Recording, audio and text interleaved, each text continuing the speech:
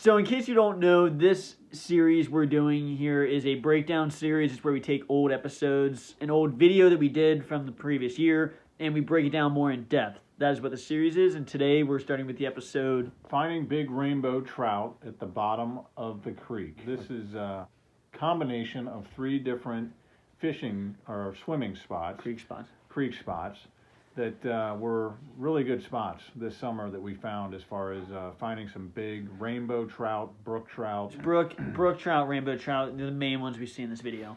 And basically, these, like I said, the first spot that we found that you'll see on this video was one that I think was the deepest one we were in that day. I would say it probably was around 10 to 12 feet deep. I could feel the pressure on my head as I swam down in the middle of this one. We had thought we had seen a big largemouth bass swim by. I never saw it. You said you did. Kenny had not seen it. I did. So I went swimming for it. It was a great hole. I mean, it's just a great nature hole. Like I said, it had a lot of depth to it. Had some rock figures for the fish to be around. And basically, after swimming through this hole, seeing a lot of different little fish, different things like that we've seen before, I was swimming down pretty far, around 10 to 12 feet, like I said, and I basically just saw this huge eyeball looking at me from the rock. And what it was a big, I believe, brook rainbow trout that was basically amongst the rock itself. We're just going to kind of talk about this video as it goes along. You saw the one quick clip of a trout swimming by. This here, you see a trout kind of, it looked like it was almost touching the bottom of kind of like a mulchy area on the bottom, which is kind of interesting. And then you see it turn away and swim away. And there's a lot of slow motion shots here of fish swimming because there were a lot of trout in this hole. And then this part, you're actually filming for this part. Yeah, basically what this is, it's going up a little further from the main deep part of the hole, and this is more where there was a little bit of a waterfall. The water does have rapids throughout it. There's some neat spots where the fish, they definitely like to sit below where the water makes the bubbles that you see there, because basically it's bringing food down the creek. And oxygen. And oxygen that they sit and wait for. A lot of the little ones wait for what falls out of that. Some of the bigger ones get amongst those rocks or underneath the water and take in as much as they can. And there's some of that green moss, the hairy moss there. Then obviously you get this wide shot. We left the phone sitting up to get this shot since we don't have too many cameramen or film crew filming us. But it is a cool shot. This just shows how cool this location was. It looks like the camera's in the water, but it wasn't. It was just barely on the shore. But it looks like this is when you're filming coming back down the main stretch, and this is where you actually see the massive fish that I never saw. You can see him right there. He's amongst the rock. If you didn't get a quick glimpse, there's a little bit of a slower version of that. I mean, I'm guessing he honestly was about 14 to 16 inches long at least. And he was a big dog that was just amongst that rock. It's the first time that I actually found out that they can sit amongst the rocks in a crack and kind of rest, sleep, or hide. And basically when I saw that eyeball, it was a big one. We tried to get closer to him and get some footage, and as you can see here soon, as we get closer, he'll take off. Yeah, I never actually saw him. You saw me swimming down there, and I never saw him. It's because he was in the shadow, and then... Yeah, and you can see the color there is speckled back. You see how big it is there. I filmed this on accident. I couldn't see this myself. Yeah. I accidentally filmed it. As he took off, I mean, it was just very thick, big fish, especially compared. That's kind of unusual in the creeks we swim in. They're not that big. Maybe a couple per hole that we'll find every once in a while. Yeah, but when I was filming that, I could not see it. Obviously, that was a really difficult spot to swim down. I don't have the best breath. You have a much better breath than me. But I was trying to hold my breath the best I could to swim down in the current, sink down, and I was basically right where you were pointing to it. But I think because it was in the shadow, it was way more blended in. I couldn't see it for some reason. I still never saw it with my own eyes. But obviously I got some of it on film, and you got the best footage on film. Yeah, I think the camouflaged effect of that fish, it was crazy how I found it. I don't know how you saw it. I didn't know that they did that with the rocks, and honestly, from this point on throughout the day, as we'll talk about, I started finding more and more. Must be something they do, like I said, to hide. And bottom line is here, we're more towards the bottom, trying to find some more of these.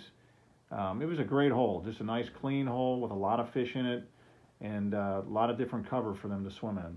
Yeah, and here you see a lot of bigger ones. There was a few bigger ones back there, but here you just see a lot of them swimming around. And then here, I thought I saw an animal skull. and I don't know why I didn't play that in slow motion, but now that you play that in slow motion, I think that was an animal school, a fox score or something. I cannot believe we didn't see that. I can't believe I didn't see that. I guess I was just losing it because of the cold water, the freezing water, that I just couldn't see things, which the cold water does really get to you.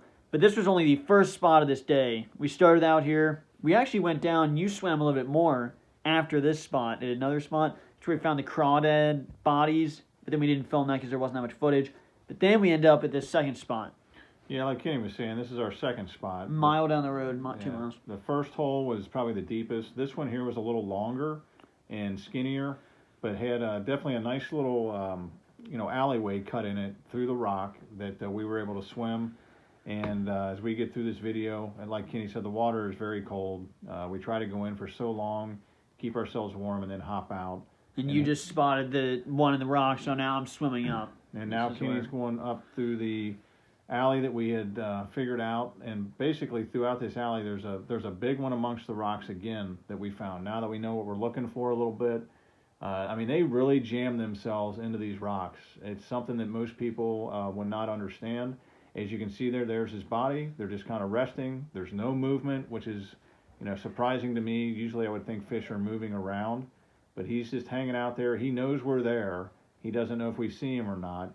And basically here soon we will get too close for comfort for him, and he'll jet out of this hole fast that you'll see in slow motion. Yeah, and you actually see, I don't know how you saw this one even, because I wouldn't have seen it, but it's so hidden. But you actually see her soon, one bass kind of look at us, come at us up the stream, and then kind of swim away. Almost like it was going to be another potentially crazy bass that we faced in the past. I think you're going to see that soon. And it looked like it might have been that, but it ended up he didn't end up attacking. That is going to be a problem. Yeah, basically, don't mind the ringer here. Kenny was asking how I found this. Well, honestly, we've been swimming for a few years now, and but the one I stumbled upon in the first clip of this video is what got me to look in these spots. I mean, quite honestly, I don't even know if I would have looked in these areas, and I've probably swam by, and Kenny's probably swam by plenty of these fish hiding in the rocks.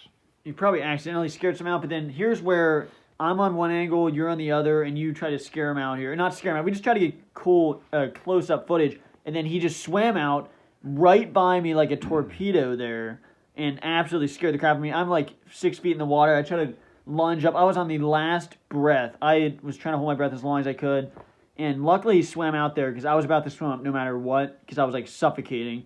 So then that's why you see the camera jump out crazily, and I barely get my breath because I was like dying under there. Yeah, I think we're going to find out more. Honestly, like Kenny said, we weren't trying to scare him. We were trying to get the best footage we can. Is where that bass is. And then there was a bass here that might be a trout as well, but he definitely, I think it was more of a territorial thing. They're hanging close to their nest there, and basically we got too close for comfort for the one, and he took off. But they are territorial enough. We have figured out not only through the smallmouth bass, but when they're protecting nests, they're young, they could get a little defensive. Yeah, then here's where we kind of are in the same spot.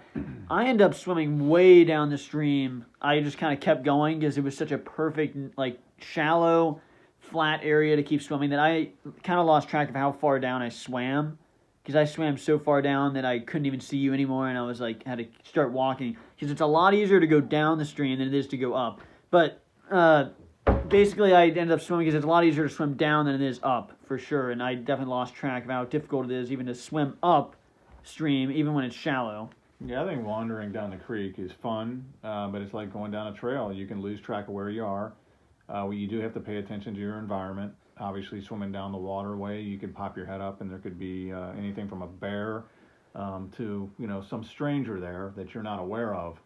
So, but swimming down these creeks, just beautiful water, very fresh. Hairy. There's a little bit of moss, some growth on some rocks underneath there that shows how clean and healthy those waterways are. It's good to grab onto, like to get on the rock. Yeah, and they feel soft and fine. But I want to say too, the two that we've seen so far, and then there's another one we will be looking at in clip 3. I mean, these are beautiful fish. All these fish have different looks, different colors, which is neat. There are 68 different species of fish in these holes, but those big trout are definitely the big dogs in these waterways. Yeah, and I actually swimming down the stream, I did see what looked like a massive trout the GoPro makes things look smaller just because it's a GoPro. It gets a wider angle. But I was swimming down there, and I remember seeing one that looked so massive. And I don't know if it was just because, I don't know, I could see it, but the GoPro didn't pick it up. I looked through the footage for so long. I remember seeing one barely enough to where you can see pretty far in these creeks, probably like, what, 20, 30 feet ahead. I saw it, it turned away, and I don't know if it was just my eyes playing tricks on me, but it looked like at least 2 feet long. But I won't know because we didn't get footage of it. But I'm still waiting. The footage we saw a while ago did show they could get that big. It's just a matter of time before we actually get one on film. I think just there's certain big fish. They probably hear us even near the water and they get out of there, which is why we might try some methods this year to try to catch this bigger fish on film. But then now we're at the third spot. All right, now jumping into the third spot, like I said, we probably swim for around 20 to 30 minutes per dive, and we try to get out, do push-ups, catch some sun. I believe the weather that day was around in the 80s, and here is a clip of one of the third or fourth big fish that we stumbled upon in these holes. And now there's going to be another one that's going to be resting in place toward the bottom, not stuck amongst the rocks. As you can see, the pair of sunglasses. $100. Very nice pair that somebody had lost. We picked up, but that trout that was next to them, as you'll see here soon, we do startle him even more, and he takes off. But look at the beautiful color, speckled back. And obviously he was resting and got startled and took off like a dart. But another nice big trout. Yeah, and obviously you see we are diving without oxygen tanks or scuba gear. So to be able to dive down that deep, you dove down that deep to get that footage, is not easy. And that's why a lot of the shots you see us go and then come back, we can't sit there and have a perfect shot because you're diving in a current in like 10-foot deep water and it's freezing. And to get down there and stay down there not only hurts your head, but it's like impossible to hold your breath for very long because we don't have oxygen tanks. Yeah, I think, and you'll see again there, slow motion. He was up against the rock. There's right in front of him was enough of a waterfall that people actually ride rafts down it. So definitely a lot of water flow coming at me as I'm filming that. Like Kenny said, it's not only hard to hold your breath, and especially as you're deeper, but as you're exercising and moving around more, it definitely wastes actually more oxygen.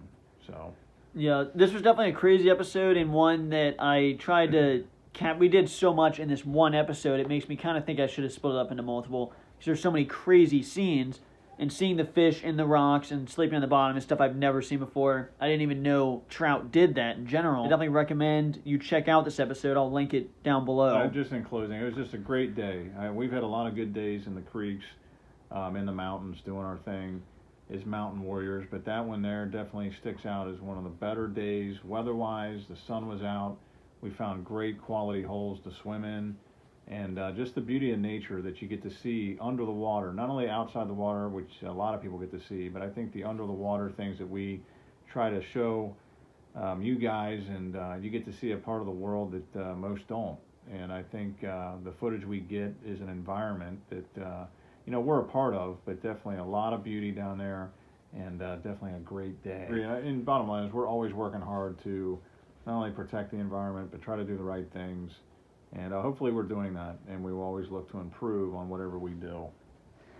You have it. Mountain Warriors out.